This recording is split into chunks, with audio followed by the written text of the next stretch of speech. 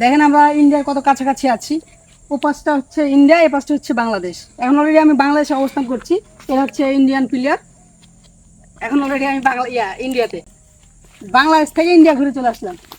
ওই পাশটা দেখেন কত কাছাকাছি, আশেপাশে লোকজন হচ্ছে কাজ করছে। আর এই পাশটায় হচ্ছে ব্রিজ আছে, আমি আপনাদের দেখাবো ওদের যে ফ্লাইওভার ব্রিজ। আমরা অলরেডি পিলারের ভিতরে চলে আসছি, জানি না কোনো সমস্যা হবে কি না।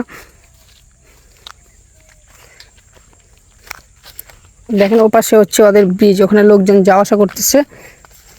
আর হচ্ছে এই দেন তার বেড়া, এখানে খুব কাছাকাছি, একদম কাছাকাছি তার বেড়া। লোকজন আছে ওপাশে তার বেড়ার ওপারে। এই সাইডটা আমি যদি একটু দেখাই আপনাদের, আল্লাহ ভালো জানে কি হবে, রিক্সলি মানে এখানে কোনো লোকজনও নাই এই পাশে বাংলাদেশের। আমরা চলে আসছি বর্ডার পার হয়ে, পিলার পার হয়ে চলে আসছি। এই তো দেখেন এটা হচ্ছে আমাদের ওভার ব্রিজ, সম্ভবত ট্রেনের রাস্তা এটা।